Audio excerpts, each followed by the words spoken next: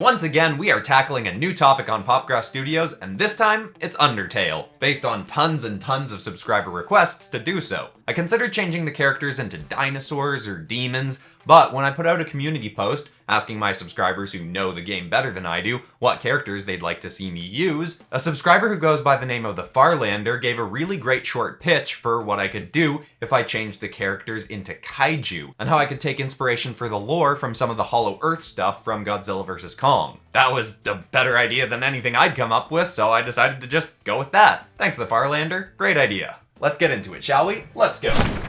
Hit like if you want. Subscribe if you feel like. But either way, enjoy the show. After years of taking down kaiju, I thought the other Slayers and I were finally making some good headway in ridding my world of these monsters. Maybe I'd always ignored the rumors of an underground ecosystem where dozens, if not hundreds more kaiju thrived, because I didn't want to believe that our problems could be even bigger than what I saw on the surface. But whether I wanted to believe it or not, it was eventually proven to be the truth. A group of 7 kaiju slayers and their mech armors went down into a cave system that one of them had theorized led to this underground world. And we never heard from them again. I gathered a team for myself and boarded a small ship to try and go in a bit more inconspicuously and see if we could find any of the lost slayers. The ship was rigged up with plenty of weapons still, plus I've taken down my share of kaiju with my bare hands. And as a final safety measure, to keep us out of any serious danger, I brought along my new buddy Mara, who I've seen shred a mid-sized kaiju in a few seconds. But even she couldn't have taken everything we found down there. We flew down into the same cave as the other slayers and just kept flying down and down and down. When the ship had flown us nearly 200 kilometers, we finally emerged into a world that I can't even fully describe. It was like we'd come out into a whole nother planet inside our own, with different weather systems and environments. It was as bright as if there was a sun lighting the place, but we had no idea where the light was actually coming from. Before we could explore much, we were faced with our first kaiju. That, at first, we thought might actually be friendly. It was a 200-foot tall flower with a face that looked pretty calm, at first anyway. It raised a second mouth that looked like a Venus flytrap and opened it, showing a bunch of sparkling rocks to our ship as we hovered a short distance away.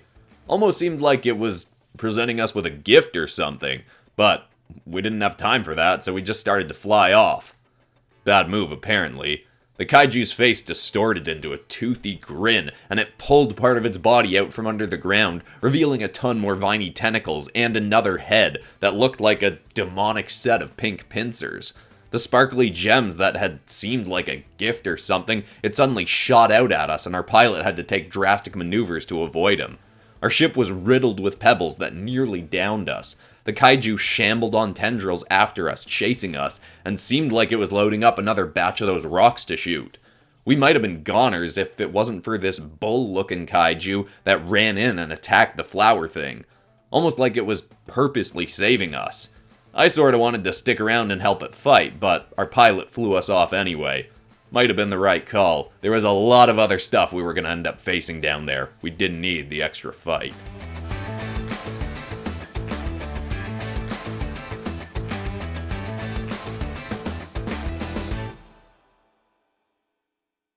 After flying through a bunch of different areas, we came through to a place that looked like a snow-covered forest. It was a bit darker and I couldn't see as far in the distance. Our radars weren't picking up anything close, kaiju or allies, until something appeared out of nowhere right behind our ship. We stopped and whipped around to see a short, skull-headed kaiju right behind us, just standing there staring. Our pilot was getting antsy after that last encounter and was about to just straight up fire on the thing, but I stopped him. The thing wasn't attacking, it was just sort of watching us. We were about ready to fly off when it suddenly tilted its head aside like it noticed something in the distance. Soon we started to hear the sound of stomping steps headed our way.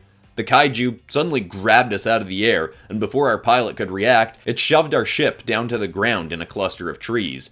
It was like it had hidden us. We killed the engines and waited. Through the trees we saw another kaiju bound up towards us. It was like a bigger, redder version of the one that had just hidden us. They seemed like they had some sort of interaction, and the red one was a lot more riled up and aggressive, but It never spotted us, and soon enough it was gone. When we couldn't hear its steps anymore, our pilot carefully flew us out from the trees. The blue kaiju just kept watching us. We were glad to have its help, but we did still have to get moving to find our allies. We flew off and must have gone 30 kilometers when that blue kaiju just appeared in the distance. I was half convinced it was another kaiju of the same species because there was no way that thing could move that fast. But it looked the exact same and was acting the exact same, just watching us fly on. Wherever we went for the rest of our time down there, every now and then we'd just spot that kaiju watching us from a short distance away. We rarely saw it move. We assumed it must have had some kind of teleportation ability or something, but we never actually saw any proof of that. We all got a sort of weird sense that it was, judging us. Like it was analyzing what we did down there in its home to determine whether or not we were a threat. It'd sometimes make weird sounds and even sometimes make a call that sounded like a hyena, but other than that, it just watched. It was kinda creepy for us all, but we'd pretty quickly lose focus on it. We had bigger problems coming up.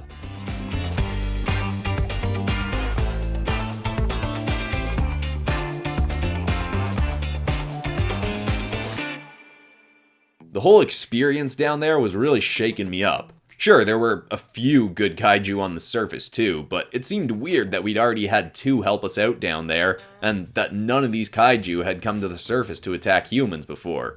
Or so far as we knew, anyway. As we moved through more and more terrains, our hope of finding the other slayers was feeling less and less realistic, but I wasn't willing to give up. Even if we had to search the entire underground world, I was completely determined to find them. We passed through a region with floating yellow lights and massive turquoise flowers that put all of us a bit on edge, because another flower kaiju easily could have been hiding anywhere in there. Luckily, we didn't see another. Eventually, we got to an area where the cave above us was lower, and there were some waterfalls and lakes and stuff. There was a lot less room for the ship to maneuver down there, so the last thing we wanted was to come across another kaiju. But that happened pretty quick. Luckily, the one that popped up was a little one. Looked like it might even be a kid or something. Was only about 40 feet tall and didn't even have any arms. Was all yellow and orange and almost seemed to have a goofy grin on its face. Looked kinda cute almost, but any warm feelings we had for it faded pretty quick. At first we tried to just fly around it, but it kept jumping into our path and blocking us. No matter which way we tried to go, it would get in front. We didn't know if it was toying with us or what, but every time it got in our way, our pilot got a little more riled up. I didn't think the kaiju would attack, thought maybe it was just having some fun or something, but obviously that wasn't the first time we'd been tricked by a kaiju seeming friendly down there, so we didn't want to take any chances sticking around it for long. Mara and I started talking about leaving the ship and heading different directions to see if we could lure the thing away from the ship, when our pilot just started to fire on the kaiju. He shot a whole barrage of rockets at the thing, but none of them even hit. Some kind of watery spear blasted out of one of the nearby lakes and exploded all of the rockets in midair. The kaiju kid suddenly backed away and ducked between some massive stalagmites as another creature 4 times its size started to pull itself out of the water, and this one wasn't just gonna get in our way. It was dead set on ending our little rescue mission right then and there.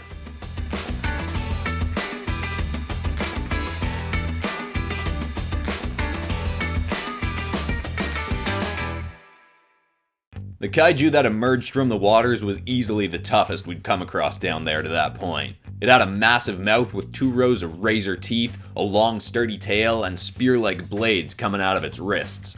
Not to mention it could scoop up water and hurl it at us, hardening it in midair and making water spears.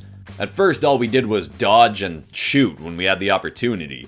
Our pilot did a pretty great job avoiding the spears, making up for the fact that he was probably essentially the reason we'd just gotten attacked, but that wasn't going to be good enough for long. The shots didn't seem to be doing much damage, and the spears were getting too close for comfort.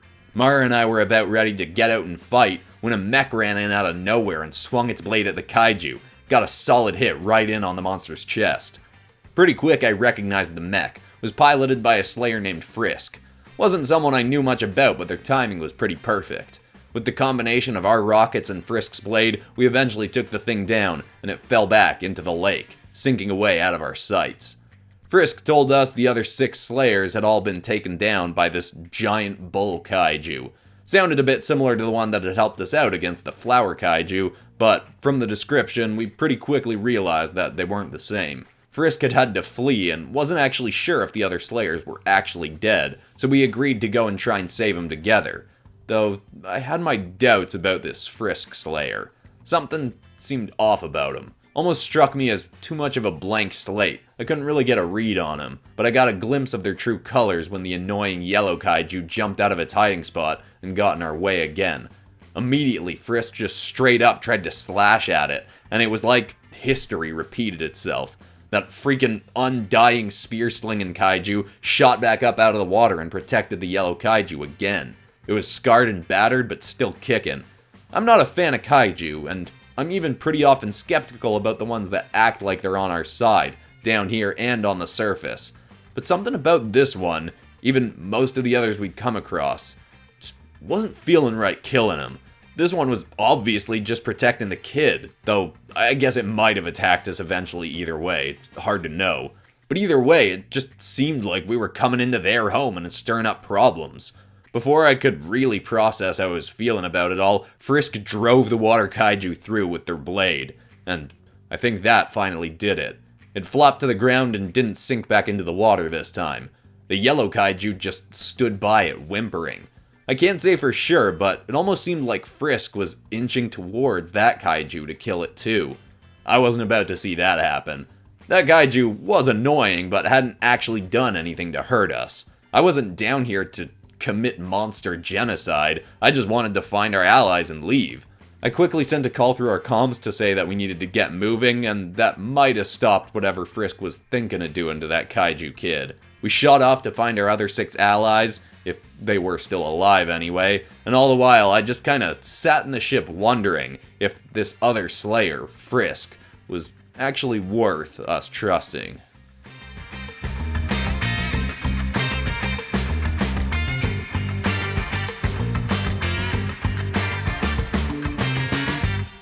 As I often do, all of the drawings from this episode are up as posters on my Teespring store. By the time you're watching this, they should be linked in the little bar beneath this video, but they'll definitely all be linked in the pinned comment. And now, what do you think of my first time using Undertale characters? The lore admittedly was a little bit harder to figure out than some other topics I've tackled, but I feel like I got a pretty good grip on it. And of course, what else would you like to see me do with Undertale characters in the future if I did more episodes? I could do another round of this, or turn them into fantasy armors, or mech armors, or dragons, or I don't know, a whole bunch of different stuff. And of course, if you're new to the channel and you want more kaiju episodes, I've got a whole series of them, and the most recent one was turning My Hero Academia characters into kaiju. But if you want a really good episode that's a bit more video game focused, I recently did FNAF animatronics as mech armors, and I think that's one of my best episodes ever. But besides that, that's all for today, except of course for ending this video on some kind of positive or uplifting note, and the thought I want to leave people with today is a nice simple quote that I really like from C.S. Lewis, which says that going through a painful experience is a lot like crossing monkey bars. You have to let go at some point in order to move forward. I love a good simple one that speaks for itself. I hope that's helpful to someone out there. Thank you so much for watching, everybody. I love you all, and I'll see you all in the next episode on Monday, in which I'm finally using Hell of a Boss characters.